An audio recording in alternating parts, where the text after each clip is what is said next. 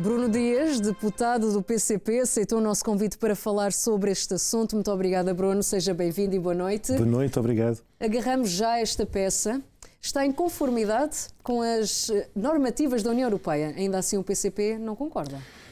É precisamente por estar em conformidade com estas normativas da União Europeia que o problema das pessoas está a ser sentido todos os dias. Ou seja, a União Europeia, os poderes económicos e as grandes potências que estão por trás das decisões da União Europeia, essas orientações acabam por beneficiar aqueles que já têm muito.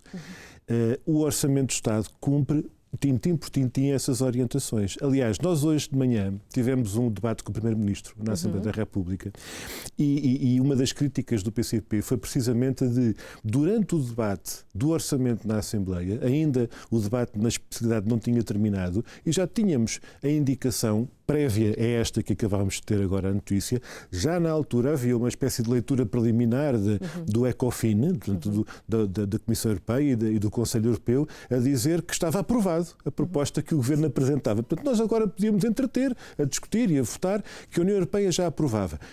Qual é o problema aqui? É que os problemas das pessoas continuam a ser sentidos de forma cada vez mais grave. Portanto, quem vai às urgências dos hospitais, quem tem a reforma, a pensão de reforma ou o salário que não chega até ao fim do mês. Estes apoios, por causa do custo da energia, a maior parte das pessoas não teve acesso a ele. E, de facto, dizem, muito bem, parabéns ao governo português, acabou com os apoios às famílias. Mas quais apoios?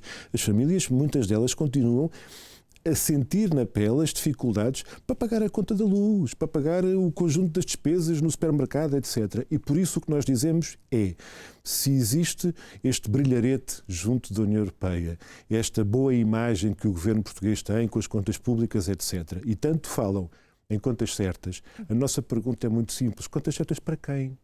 Porque há grandes grupos económicos, grandes empresas, o poder económico que está a ganhar com a crise e com os sacrifícios de quase todos nós, naturalmente fará um balanço positivo.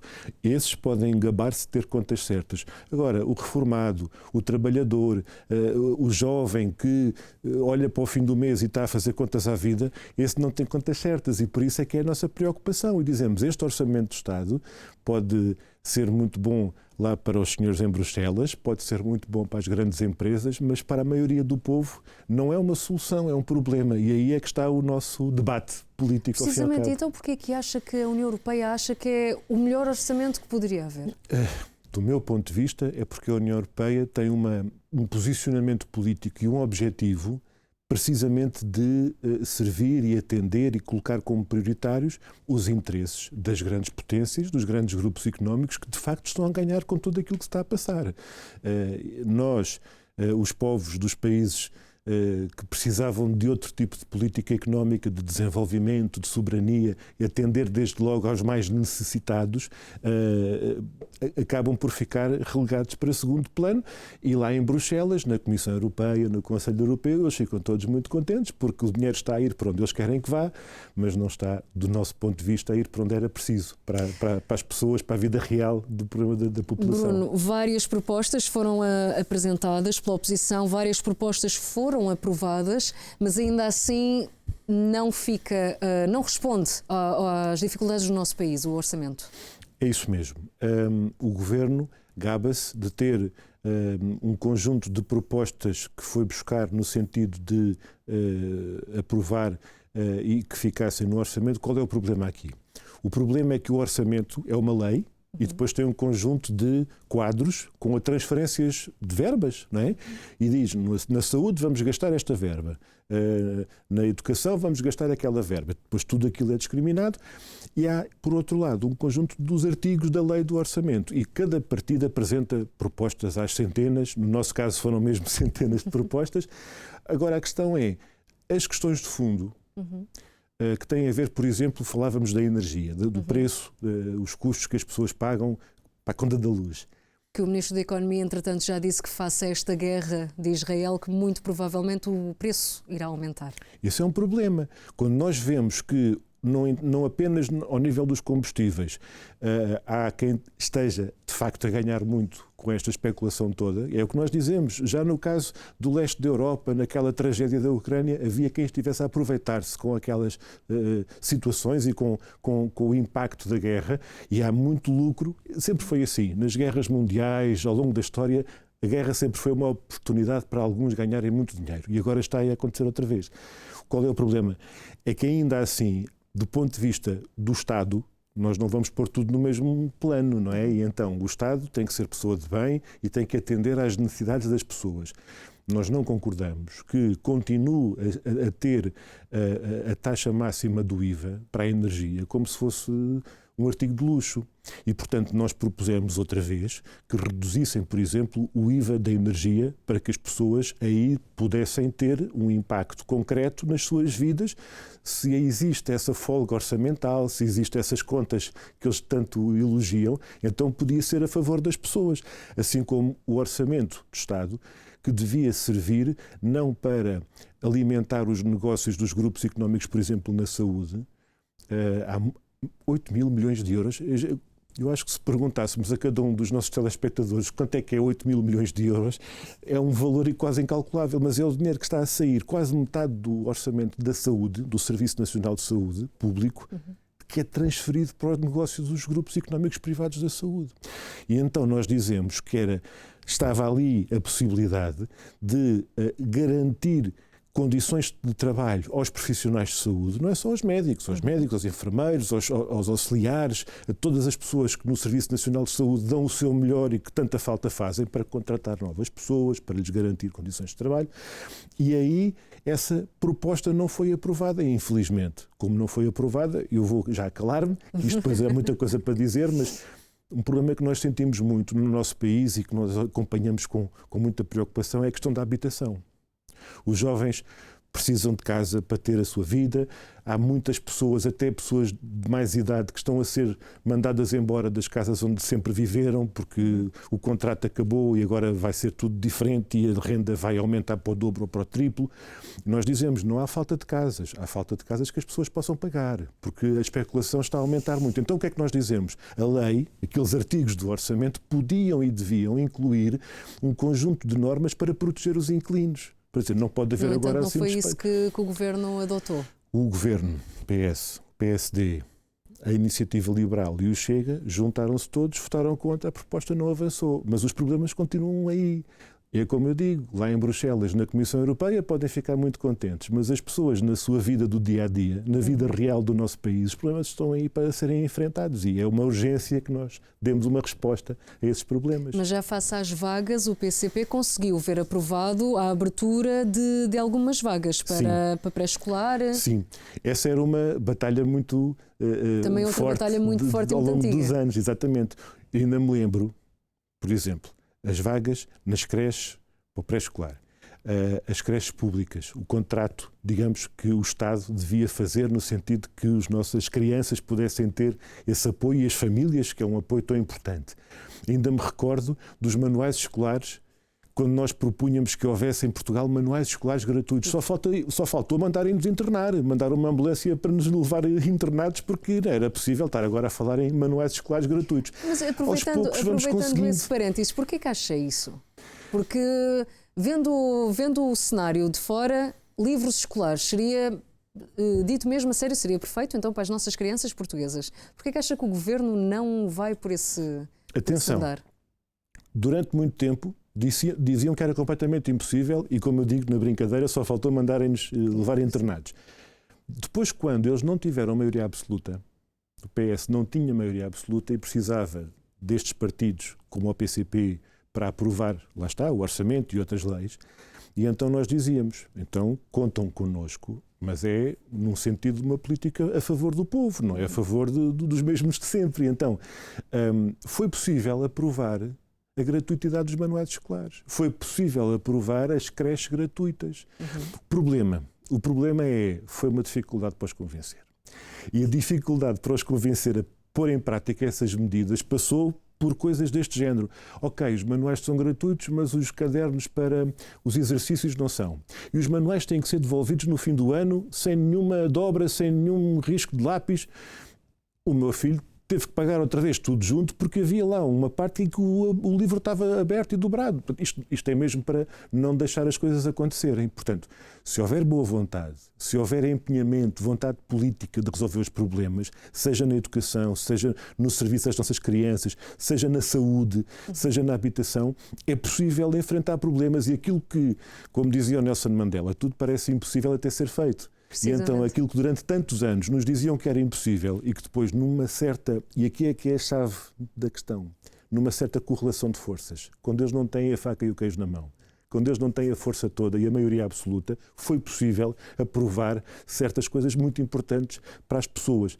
Hoje em dia a situação foi mais difícil, passaram algumas coisas, mas há questões de fundo que continuam por resolver. Isto foi visto no Parlamento também algo como uma surpresa, não, Bruno? Eu creio que tudo aquilo que está hoje a acontecer na política portuguesa foi uma surpresa para quase todos. E este terremoto, como alguém dizia, relativamente à evolução destas últimas semanas, deste último mês, na política portuguesa, a convocação de eleições, vamos estar demasiado tempo aqui embrulhados, peço desculpa pelo termo, mas vamos aqui muito tempo que vamos ter de esperar até ter novamente uma Assembleia da República em plenas funções, um governo em plenas funções, as eleições vão ser no dia 10 de março. Qual é o problema? A situação da vida das pessoas, os problemas do país não podem esperar estes meses.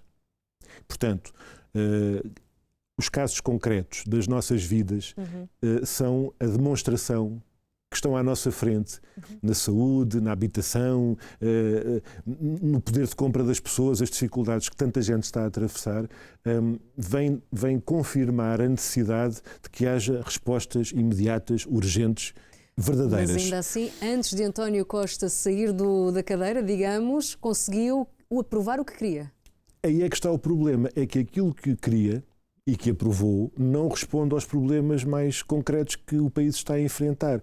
E, portanto, sendo verdade, e até o Presidente da República, Marcelo Rebelo de Sousa, articulou o calendário e a agenda de forma a que a Assembleia da República funcionasse para aprovar o orçamento que eles queriam, para aprovar mais algumas leis que eles querem, nós dizemos, bom, então se há condições para isso tudo, então não desperdicemos essas oportunidades para que haja decisões políticas e vontade política de responder aos problemas concretos do Serviço Nacional de Saúde, da habitação, dos salários, das reformas. Ora bem, em relação aos candidatos que cada partido assume, neste caso o ex-ministro e atual deputado Pedro Nuno Santos e o atual ministro José Luís Carneiro, a brincar, pode-se dizer, entre um e outro venha ao PS e escolha, que é o que vai acontecer nos próximos dias. Daí para a frente. Ou seja, qualquer o Partido Socialista não vai mudar muito do que já é?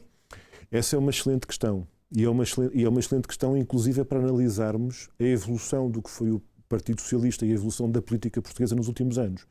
António Costa é o mesmo António Costa em 2015, em 2019, em 2022. No entanto, as circunstâncias foram muito diferentes. Muito diferentes. E, portanto, uma pandemia pelo meio. A pandemia pelo meio e aquilo que eu dizia há pouco, que era a correlação de forças dentro da Assembleia da República. Há uma coisa que eu acho que é muito importante nós lembrarmos sempre.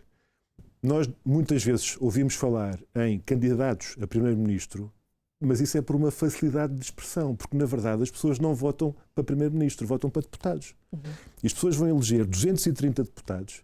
E daquilo que resultar dessa eleição, das maiorias que se gerarem, das conjugações de votações que possam existir, dali é que vai sair o governo. E foi isso que aconteceu em 2015.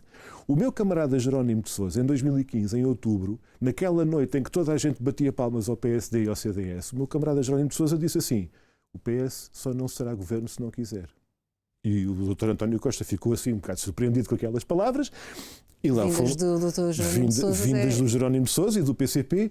E então, vamos lá conversar então. O que é que vocês queriam dizer com isso? O que a gente queria dizer é que com outra política tem que haver outro governo. Mas tem que haver outra política. E houve muita coisa salários cortados que foram devolvidos a quem trabalha, reformas e pensões de reforma que foram cortadas, que foram devolvidas. Em vez de se cortar 600 milhões, em vez de discutirmos onde é que se ia cortar, passámos a discutir onde é que se vai aumentar e como é que se consegue aumentar. Os manuais escolares, o passe a 40 euros, andámos 20 anos a propô-lo e eles chumbavam. Ou seja, neste contexto, podemos ter agora, ao nosso alcance, uma oportunidade para que essa correlação de forças, daquela força que a gente quiser dentro da Assembleia, influenciar para o próximo governo e para as próximas políticas, com esta ideia que nós temos observado, que é quando a CDU e o PCP têm mais força, a vida das pessoas anda para a frente. E então, e quando disse que Jerónimo de Sousa disse umas palavrinhas a António Costa, estaria agora o PCP disposto a dizer umas palavrinhas, se calhar a Pedro Nuno Santos? Eu queria só sublinhar que as palavras do Jerónimo de Sousa foram ditas em público para toda a gente ouvir à frente das câmaras e dos microfones, não foi segredo nenhum. Sim. Neste momento, aquilo que nós temos dito é uma coisa que me parece que é... Aqui a questão, Bruno, haverá a possibilidade de uma coligação entre PCP e PS se Pedro Nuno Santos ficar líder do partido? Lá está. Quando nós falamos em coligação, por uma forma mais simples de expressar e de comunicar, acabamos por dizer coligação, mas para nós coligação é a CDU. A coligação do PCP é com muita gente sem partido nenhum, muitos independentes, é o Partido Ecologista aos Verdes, é a intervenção democrática. A nossa coligação é essa, é a coligação democrática unitária. Por outro lado, o entendimento para aprovar leis justas, a favor da população, dos trabalhadores, pode ser gerado com uma condição, é termos mais força.